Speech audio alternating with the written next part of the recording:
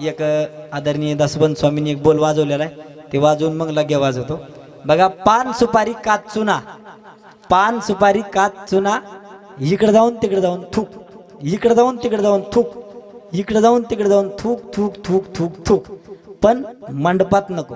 बघा हे मृदंगातून वाजवण्याचा प्रयत्न करतो। पान सुपारी कात चुना, पान सुपारी कात चुना, इकडे जाऊन तिकडे जाऊन थूक, इकडे जाऊन तिकडे जाऊन थूक, इकडे जाऊन तिकडे जाऊन थूक थूक थूक थूक थूक। बघा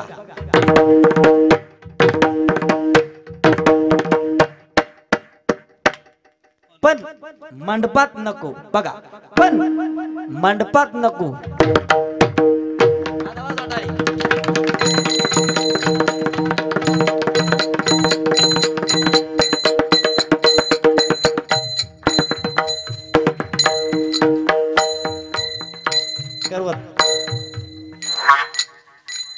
बघा पांडुभाऊ म्हणतात करवतीचा आवाज काढून दाखवा।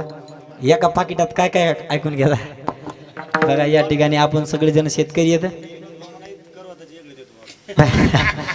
आपण सर्वजण शेतकरी आहेत आणि सर्वांना माहीतच आहे, जुन्या माझ्या वडिला समान सर्वांना माहीत असेल करवत काय प्रकार होता। करवत असा विषय होता, लाकूड मध्ये ठेवायचं, तिकडून एक जणांना बसायचं, इकडून एक जणांना बसायचं, लाकडाला पाय लावून इकडून एकदा वाढायचं, तिकडून एकदा वाढायचं, आणि असं करून करून मोठं खोड कापल्या जातं। पण त्या करवतीचं आणि लाकडाचं ज्यावेळेस घर्षण होते त्यावेळेस आवाज कसा तयार होतो बघा। ते मृदंगातून वाजवण्याचा प्रयत्न करतो। आवडला तर टाळी वाजवा, टाळीला काही पैसे लागत नाही, टाळी म्हणजे तुमचा आशीर्वाद असते, त्याच्यामुळे आवडलं तर टाळी वाजवा कृपया। बघा करवतीचा आवाज, लाकूड तुटलं की टाळी वाजवा।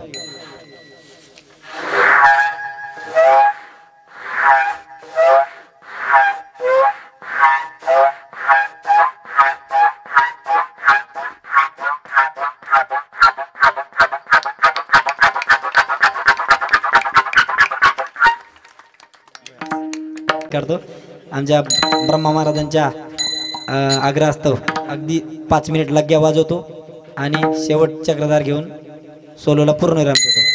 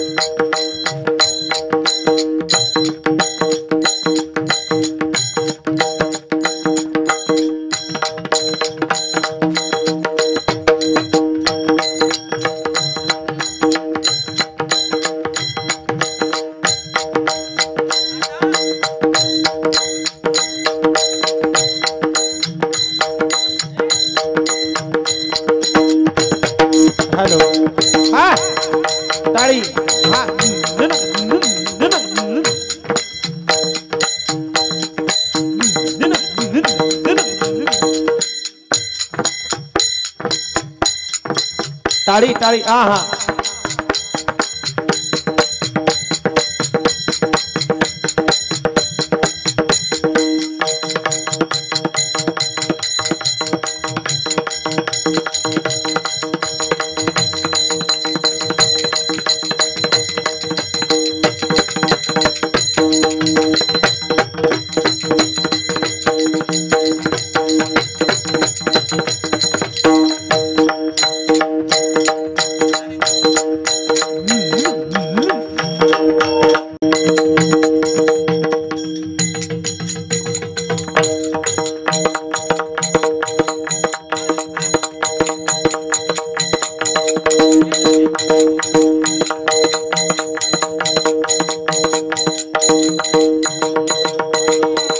राजभाऊ महाराजाला एक डान्स करायला लावतो.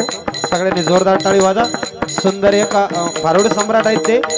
सुंदर असे एक त्यांचा याच्यावर एक ताल होणार आहे. नाही नाही तुमच्या पायाला हात लावतो. एक एक एक एक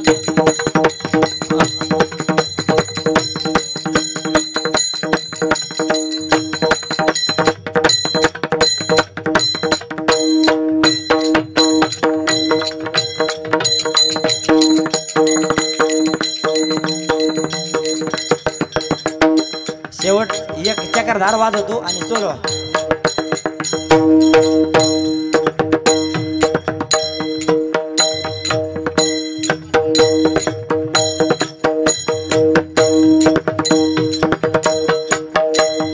एक दोन तीन चार पाच छे सात आठ. दोन तीन चार पाच छे सात.